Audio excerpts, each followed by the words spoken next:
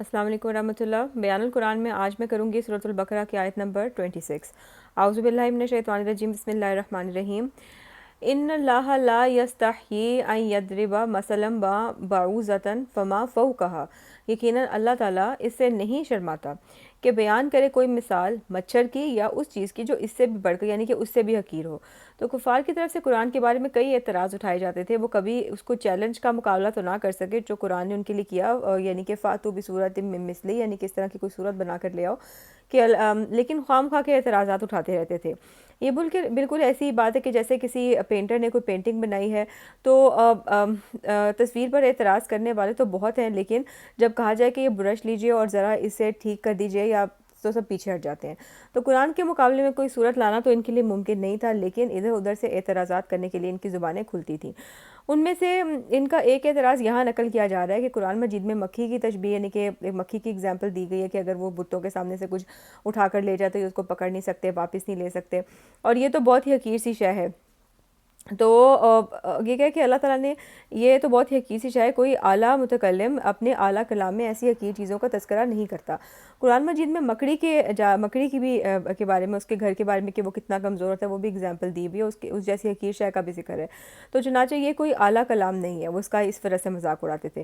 یہاں اس بات کا جواب دیا جا رہا ہے کہ جو مثال دی جاتی ہے وہ اسے کے اکارڈنگ سے ہی دی جاتی ہے کہ جو چیز اگر کسی بڑی چیز کی ہے تو اسے کسی بڑی چیز سے تشبیہ دی جائے گی، اگر چھوٹی چیز ہے اس کو چھوٹی چیز یا حقیر چیز سے تشبیہ دی جائے گی۔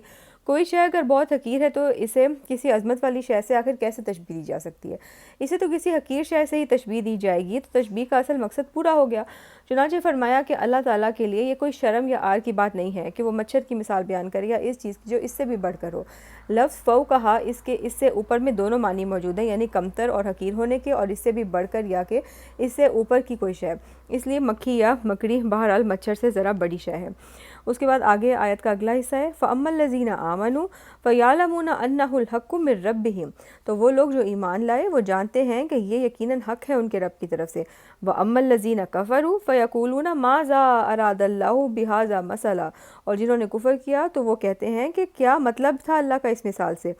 حق کے منکر ناک منہ چڑھا کر اعتراض کرتے ہیں کہ اس مثال سے اللہ تعالیٰ نے کیا مراد لی ہے۔ تو آگے اللہ تعالیٰ نے فرمایا یُضِلُّ بِهِ کثیرا وَیَہْدِی بِهِ کثیرا، گمراہ کرتا ہے اللہ تعالیٰ اس کے ذریعے سے بہتوں کو اور ہدایت دیتا ہے اس کے ذریعے سے بہتوں کو۔ ان مثالوں کے ذریعے سے اللہ تعالیٰ بہت سے لوگوں کو گمراہی میں مبتلا کر دیتا ہے اور بہت سوں کو راہ راست دکھا دیتا ہے۔ معلوم ہوا کہ ہدایت اور گمراہی کا دار و مدار انسان کی اپنی داخلی کیفیت یعنی کہ سبجیکٹو کنڈیشن پر ہے۔ آپ کے دل میں خیر بھلائی ہے تو آپ کی نیت طلب ہدایت اور طلب علم کی ہے تو آپ کو اس قرآن سے ہدایت مل جائے گی، اور اگر آپ کے دل میں زیغ کجی ہے، نیت میں ٹیڑھ اور فساد ہے تو اس کے ذریعے سے اللہ تعالیٰ آپ کی گمراہی میں اضافہ کر دے گا۔ لیکن اللہ تعالیٰ کا کسی کو ہدایت دینا اور کسی کو گمراہی میں مبتلا کر دینا ایک قاعدے قانون کے بغیر نہیں ہوتا۔ اور آخری حصہ آیت کا وَمَا يُضِلُّ بِهِ إِلَّا الْفَاسِقِينَ، اور نہیں گمراہ کرتا وہ اس کے ذریعے سے مگر صرف سرکش لوگوں کو۔